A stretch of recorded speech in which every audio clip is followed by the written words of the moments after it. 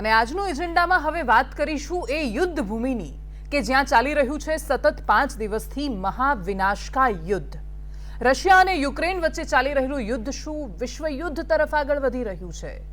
પુતિનની પરમાણુવાળી ધમકીનો શું છે મતલબ? નજર કરીએ અમારો આ ખાસ અહેવાલ.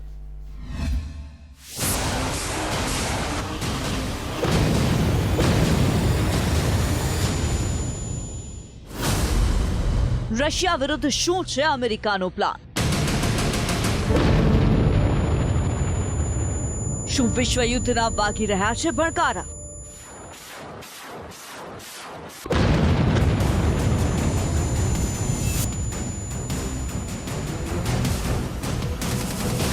Putin versus Zelensky.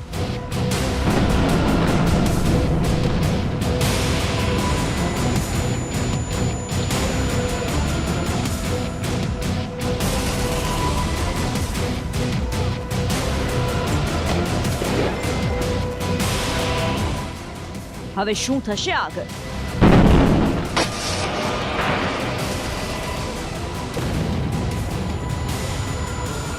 પુતિનની પરમાણુવાળી ધમકીનો શું છે મતલબ?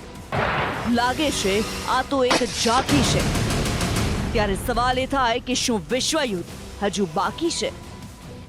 યુક્રેનની ધરતી પરથી સામે આવેલા આ દ્રશ્યો પ્રચંડ યુદ્ધના પુરાવા આપી રહ્યા છે. પાછલા 48 કલાકમાં 2 વખત ટેબલ પર ચર્ચાનો પ્રસ્તાવ રજૂ થઈ ગયો છે. જો કે રશિયાની શરતો પર યુક્રેન ટસનું મસ થવા તૈયાર જ નથી. ઝેલેન્સ્કીએ આજે પણ પોતાના નિવેદનમાં સ્પષ્ટ કહ્યું છે કે રશિયાના સૈનિકોને જીવ વાલો હોય તો તેમની સરહદ છોડી દે. Ми звертаємось до Європейського Союзу щодо невідкладного приєднання України за новою спеціальною процедурою. Ми вдячні партнерам за те, що вони поряд з нами. Але наша мета – бути разом з усіма європейцями. І головне – бути на рівних. Я впевнений, що це справедливо. Я впевнений, що ми на це заслужили. Я впевнений, що все це можливо. Вчора я говорив з президентами Португалії, Литви, з Еммануелем Макроном. ઝેલેન્સ્કીએ કહ્યું કે વાતચીત બેલારૂસમાં નહીં, જો કે વાર્સા, બ્રાટિસ્લાવા, ઇસ્તાંબુલ અથવા બાકુમાં થઈ શકે છે. અમે બેલારૂસમાં વાતચીત માટે તૈયાર નથી. શાંતિ વાર્તા એ જગ્યા પર થવી જોઈએ જ્યાં દેશ યુક્રેન માટે સહાનુભૂતિ રાખતા હોય. સરળ શબ્દોમાં કહીએ તો રાષ્ટ્રપતિ ઝેલેન્સ્કીએ રશિયાની ઓફરને ઠોકર મારતા સ્પષ્ટ શબ્દોમાં કહ્યું છે કે વાતચીત માટે તારીખ શું હશે, સમય શું હશે, જગ્યા કઈ હશે તે રશિયા નહીં બલકે યુક્રેન નક્કી કરશે.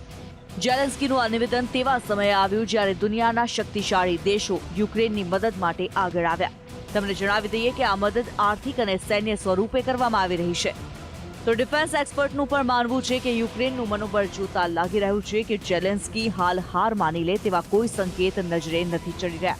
लगता है कि यूएस की पूरी कोशिश है कि हम किसी प्रकार से अपनी सैन्य शक्ति नहीं उतारेंगे, मॉरल सपोर्ट देंगे, पैसा देंगे. आज $630 बिलियन का ऐलान किया है जो अमेरिका दे रहा है यूक्रेन को. साथ साथ उन्हें कहा हम एयर डिफेंस मिसाइल देंगे, आपको एंटी टैंक मिसाइल देंगे और बाकी असला वगैरह देंगे ताकि आप खुद इस लड़ाई को जारी रख सको. अगर वो लड़ाई को जारी रख सकते हैं तो 100% ये युद्ध इंसर्जेंसी में तब्दील हो जाएगा. अगर इंसर्जेंसी में तब्दील हो सकता है तो रशिया वास्तव में फंस सकता है. और जब रशिया के अंदर कैजुअलिटीज़ होनी शुरू हो जाएंगी, उनको नुकसान होना शुरू हो जाएगा, तो पुतिन जो है अपने देश में अनपॉपुलर होना शुरू होगा. હવે યુક્રેનના મદદગાર દેશ પર એક નજર કરીએ તો જર્મનીએ એલાન કર્યું છે કે યુક્રેનને 1000 એન્ટી ટેન્ક મિસાઇલ અને 500 સ્ટિંગર મિસાઇલ આપશે, તો અમેરિકા $350 મિલિયન ની મદદ કરશે. જ્યારે સ્વીડન અને પોલેન્ડ સૈન્ય હથિયાર, જ્યારે નેધરલેન્ડ 200 એન્ટી ટેન્ક એરક્રાફ્ટ, જ્યારે બ્રિટન લોજિસ્ટિક ઓપરેશન સપ્લાય કરશે. આમ એક બે નહીં બલકે દુનિયાના 28 દેશોએ યુક્રેનને મદદ કરવાની જાહેરાત કરી છે. સૂત્રોનું માનીએ તો આ જંગ આમને આમ જ ચાલતી રહી તો વિશ્વ યુદ્ધમાં પરિવર્તિત થઈ શકે છે. મહત્વનું છે કે પુતિને રાષ્ટ્રજોગ સંદેશ આપતી વખતે સૌથી પહેલા અમેરિકાને સીધી ચેતવણી આપી હતી. સાથે જ કહ્યું હતું કે યુક્રેન હુમલા વખતે જો કોઈ દખલગીરી કરી તો અમારા પણ હથિયાર તૈયાર છે. ત્યારે જોવું એ રહ્યું કે શું રશિયા અને યુક્રેન વચ્ચે ચાલી રહેલું આ યુદ્ધ ત્રીજા વિશ્વ યુદ્ધ તરફ આગળ વધી રહ્યું છે. બ્યુરો રિપોર્ટ, સંદેશ ન્યૂઝ. જો કે આ વાતોની વચ્ચે સારી વાત એ પણ છે કે ઓપરેશન ગંગા હેઠળ અનેક વિદ્યાર્થીઓની વતનમાં વાપસી થઈ છે. પણ ચિંતાની વાત એ છે કે હજુ અનેક વિદ્યાર્થીઓ જંગના એ મેદાનમાં ફસાયેલા છે.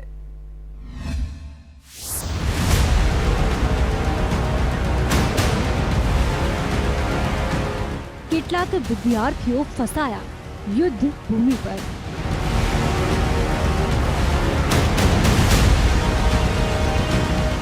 તો અનેક વિદ્યાર્થીઓ ઘરે ફર્યા પરત.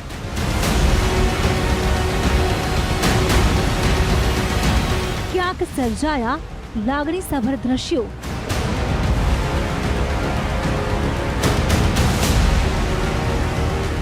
તો ક્યાંક આંખમાંથી નીકળ્યા આંસુ. યુક્રેન અને રશિયા વચ્ચે ચાલી રહેલા મહાવિનાશકા યુદ્ધ વચ્ચે અનેક વિદ્યાર્થીઓ સ્વદેશ પરત ફર્યા છે. જોકે કેટલાક વિદ્યાર્થીઓ હજુ પણ યુદ્ધભૂમિ પર ફસાતા વાલીઓમાં ચિંતાનું મોજું ફરી વળ્યું છે. મોરબીનો કુલદીપ દવે નામનો વિદ્યાર્થી છેલ્લા 70 કલાકથી રોમાનિયા બોર્ડર પર ફસાતા હવે તેમની માતાની આંખો નમ થઈ ગઈ છે. છેલ્લા 60 કલાકથી બોર્ડર ઉપર અટવાયેલા છે કે જ્યાં તેમને કોઈ પણ જાતની સુવિધા અવેલેબલ નથી, કે પાણી, જમવાનું, ટાઢ, -4 થી 5 ડિગ્રી તાપમાન છે એવા મેસેજ આવે છે અને ઘણો પેનિક છે ત્યાં પણ. અને બીજા વિદ્યાર્થીઓ, ઘણી દીકરીઓ હેરાન થાય છે ત્યાં. કેટલાક વાલીઓ ઘરમાં બેસીને દીકરો પરત ક્યારે ફરશે તેની રાહ જોઈ રહ્યા છે, તો કેટલાક વાલીઓની ધીરજ હવે ખૂટી ઉઠતા સીધા જ તેઓ ગાંધીનગર પહોંચ્યા છે. પ્રિયાંશુ પરમાર ત્યાં રોમાનિયા બોર્ડર ઉપર છે. છેલ્લા 48 કલાકથી એ ત્યાં જ છે અને એ લોકોને બહુ જ મુશ્કેલી પડી રહી છે. તે વાતચીત થાય છે પણ ઓડિયો કોલિંગથી વોઇસ મેસેજ કરીએ એવી રીતે થાય છે, કારણ કે ત્યાં બેટરી ન રહે એમને મોબાઈલમાં, તો પછી અમારી સાથે વાત કેવી રીતે કરે અને કેટલા દિવસે નીકળશે એ તો એમને પણ નથી ખબર. એટલે અમે જ કીધું છે કે થોડી બચાવીને રાખજો બેટરી.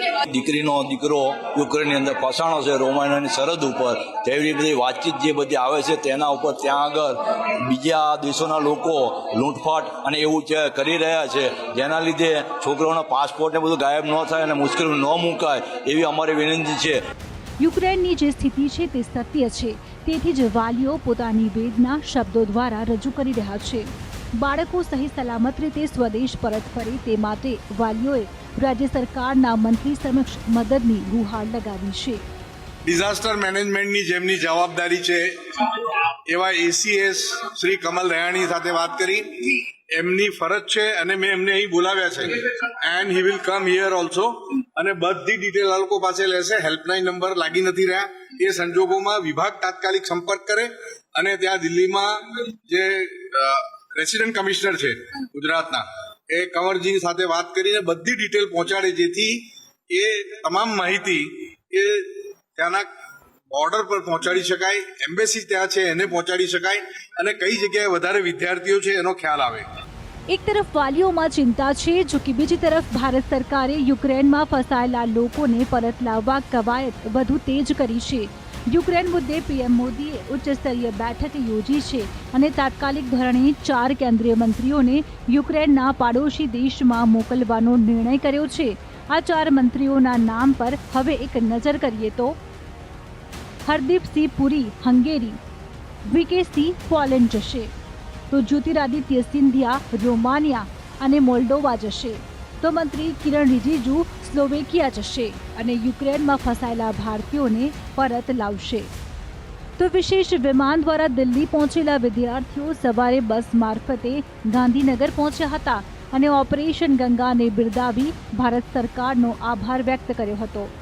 સરકારશ્રીના મદદ વગર આ વસ્તુ પોસિબલ નહોતી. એમને ખૂબ જ મદદ કરી છે અહીંયા સુધી લાવવા માટે અને રોમાનિયાની બોર્ડર પાસ કરાવવા માટે બી સરકારની બહુ જ મદદ હતી. અને આજે પહોંચ્યા છે અમે, તકલીફ તો સહન કરી છે, બટ સૌથી ઓછી તકલીફ સહન કરી છે આટલા બધા યુક્રેનિયન સ્ટુડન્ટ્સમાં. અમે ગાડીમાં બેસ્યા અને જ્યારે અમને 6 કિલોમીટર દૂર ઉતાર્યા યુક્રેન બોર્ડર ઉપર અને અમે લગેજ લઈને 23 kgની બેગ, 7 kgની બેગ અને અમારું ખાવાનું લઈને એટલું બધું અમે ચાલીને ત્યાં સુધી પહોંચ્યા. ઠંડીમાં ઊભા રહ્યા પણ રોમેનિયા બોર્ડર ક્રોસ કરી લીધી ઇઝીલી. અત્યારે જે લોકો ફસાયા છે ને એ લોકો બહુ ખરાબ રીતે ફસાયા છે. સારી વાત એ છે કે યુક્રેનમાં ચાલી રહેલા મહાસંકટ વચ્ચે અનેક વિદ્યાર્થીઓ વતન પરત ફર્યા છે. જો કે જે ચિંતા હજુ પણ કેટલાક વાલીઓમાં છે તે ચિંતા વહેલી તકે દૂર થાય. બ્યુરો રિપોર્ટ, સંદેશ ન્યૂઝ. અને બીજી બાજુ યુક્રેન પર રશિયાનો બોમ્બમારો સોમવારે 5મા દિવસે પણ ચાલુ રહ્યો હતો. યુદ્ધ સમાપ્ત કરવા માટે બંને દેશોએ બેલારુસમાં વાતચીત કરી. યુક્રેન પર રશિયાનો બોમ્બમારો સોમવારે 5મા દિવસે પણ ચાલુ રહ્યો હતો અને યુક્રેન અને રશિયાની મંત્રણા પહેલા યુક્રેનના રાષ્ટ્રપતિ વોલોદિમીર ઝેલેન્સ્કીએ કહ્યું છે કે અમે આ સંવાદ સફળ થવાની આશા નથી રાખતા, પરંતુ શાંતિ માટે પ્રયાસ કરવામાં કોઈ નુકસાન નથી. મંત્રણા શરૂ થાય તે પહેલા યુક્રેને રશિયાને યુક્રેન બોર્ડર ઉપરથી પોતાની સેના પાછી ખેંચવા કહ્યું હતું, તો બીજી તરફ બેલારુસ રશિયાને સમર્થન આપવા યુક્રેનમાં સૈનિકો મોકલવાની તૈયારી કરી રહ્યું છે. રશિયા અને યુક્રેન વચ્ચેનું યુદ્ધ તેની ચરમસીમાએ પહોંચ્યું છે. યુદ્ધના ભયાનક તાંડવ વચ્ચે રશિયા તેમજ યુક્રેન વચ્ચે મંત્રણા યોજવાનો તખતો રચાયો હતો અને હવે રશિયા અને યુક્રેન મંત્રણા માટે સંમત થયા છે.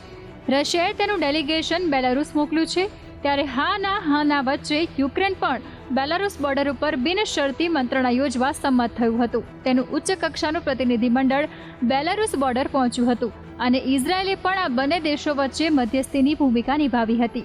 જોકે યુદ્ધ સમાપ્ત કરવા માટેની આ વાટાઘાટો કરવામાં આવી હતી કે જે નિષ્ફળ ગઈ છે. અને રશિયાની શરત બેકફાયર થઈ શકે છે. જો યુદ્ધ 10 દિવસથી વધુ ચાલશે તો રશિયા ગરીબીના આરે આવી શકે છે. યુક્રેન સામે રશિયન હુમલાનો ખરો હેતુ તેને નાટોમાં જતા અટકાવવાનો હતો, પરંતુ જો આ યુદ્ધ લાંબો સમય ચાલશે તો તેની રશિયા પરની દાવ બેકફાયર થઈ શકે છે. એસ્ટોનિયાના ભૂતપૂર્વ સંરક્ષણ પ્રધાન રિહો ટેરાસે દાવો કર્યો છે કે જો યુદ્ધ 10 દિવસથી વધુ ચાલશે તો રશિયા ગરીબીની અણી પર પહોંચી જશે. પુતિનને સમાધાન માટે વાટાઘાટો કરવાની ફરજ પાડવામાં આવશે. રશિયાને યુક્રેન ઉપર પ્રારંભિક કબજો કરવાની ગેરસમજ હતી. રશિયા હાલમાં એક જ સમયે અનેક મોરચે પડકારનો સામનો કરી રહ્યું છે, જ્યારે બીજા યુદ્ધ ઉપર દરરોજ 1.12 લાખ કરોડ રૂપિયાનો ખર્ચ થઈ રહ્યો છે. ત્યારે આ મહિને રશિયાનું ચલણ રૂબલ 10% નબળું પડ્યું છે. પશ્ચિમી દેશોએ રશિયા સાથે ડોલર, યુરો અને પાઉન્ડના વેપાર ઉપર પણ પ્રતિબંધ મૂક્યો છે. આવી સ્થિતિમાં રૂબલ વધુ નીચે આવી શકે છે. યુદ્ધની શરૂઆતના 3 અઠવાડિયા પહેલાથી જ રશિયન કંપનીઓને નુકસાન થવાનું શરૂ થયું હતું. ત્યાંના શેરબજારમાં 10 ફેબ્રુઆરીથી અત્યાર સુધીમાં 40%નો ઘટાડો થયો છે. આ કારણે રશિયાની લિસ્ટેડ કંપનીઓને ભારે નુકસાન થઈ રહ્યું છે. યુક્રેન પર હુમલાના માત્ર 4 દિવસમાં રશિયાને 5 લાખ કરોડ રૂપિયા ખર્ચવા પડ્યા છે. તો બીજી તરફ યુરોપ અને અમેરિકા દ્વારા અલગ અલગ આર્થિક પ્રતિબંધો લાદવામાં આવતા રશિયન અર્થતંત્રને પણ નુકસાન થયું છે. અને યુક્રેનમાં ચાલી રહેલા યુદ્ધ વચ્ચે જો બાઇડન અને નાટો અને યુરોપિયન યુનિયન સાથે બેઠક કરવાના છે. રશિયા પર વધારે પ્રતિબંધ લાદવામાં આવી શકે છે.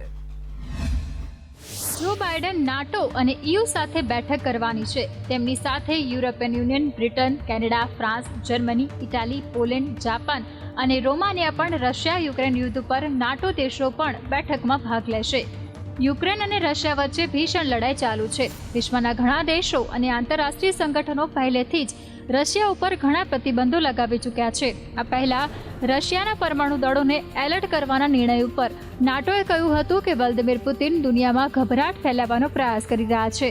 રશિયન હુમલામાં યુક્રેનના ઘણા સૈનિકો અને નાગરિકો મારા ગયા હોવાનો દાવો કરાયો છે. તે જ સમયે યુક્રેનની સરકાર પણ દાવો કરી રહી છે કે રશિયન વિમાન અને ઘણા રશિયન સૈનિકોને ઠાર કરવામાં આવ્યા છે. અમેરિકી રાષ્ટ્રપતિ જો બાઇડન રશિયા ઉપર વધુ પ્રતિબંધો લાદવા માટે પગલાં લેવાનું વિચારી રહ્યા છે. રાષ્ટ્રપતિ જો બાઇડન સાથે નાટો દેશો, યુરોપિયન યુનિયન અને અન્ય ઘણા દેશોની બેઠકમાં ઘણા મોટા નિર્ણયો લેવામાં આવે તેવી અપેક્ષા છે. રશિયન સૈન્યના પરમાણુ પ્રતિરોધક દળો સામે લડવા માટે સજાગ રહેવાના આદેશના જવાબમાં યુએસએ પણ તેની વ્યૂહાત્મક મિસાઇલ દળોને લડાઈ માટે સતર્ક રહેવા સૂચના આપી છે. આ પહેલા યુરોપિયન યુનિયનની બેઠકમાં રશિયાના રાષ્ટ્રપતિ વ્લાદિમીર પુતિન અને વિદેશ મંત્રી લવરોવની યુરોપિયન સંપત્તિઓ ફ્રીઝ કરવા ઉપર સહમતિ બની હતી. રશિયા અને યુક્રેન વચ્ચે યુદ્ધ ચાલી રહ્યું છે તે સંદર્ભે યુએન જનરલ એસેમ્બલીનું ઇમરજન્સી સ્પેશિયલ સત્ર બોલાવવા માટે મતદાન કરાવવામાં આવશે. યુક્રેન ઉપર રશિયાના હુમલાના મુદ્દે સુરક્ષા પરિષદ 193 સભ્યોની યુએન જનરલ એસેમ્બલીનું ઇમરજન્સી સ્પેશિયલ સત્ર બોલાવવા માટે મતદાન કરશે. 2 દિવસ પહેલા મોસ્કોએ કીવ ઉપરના હુમલાના ઠરાવને અવરોધિત કરવા માટે વીટોનો ઉપયોગ કર્યો હતો.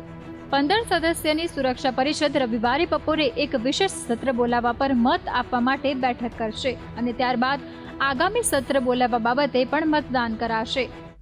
અને યુએન એસેમ્બલીનું આ જે સેશન મળવાનું હતું, સત્ર બોલાવવા માટે મતદાન થઈ ગયું છે. તો બીજી બાજુ અમેરિકા યુક્રેનને $350 મિલિયન હથિયાર પણ આપવાનું છે. જર્મની પણ મદદ કરી રહ્યું છે. એટલે યુદ્ધને લગતી દરેક અપડેટ અમે તમારા સુધી પહોંચાડતા રહીશું. એ સિવાય પણ ગુજરાત, દેશ, દુનિયાના દરેક સમાચાર માટે આપ સતત જોડાયેલા રહો અમારી સાથે. નમસ્કાર.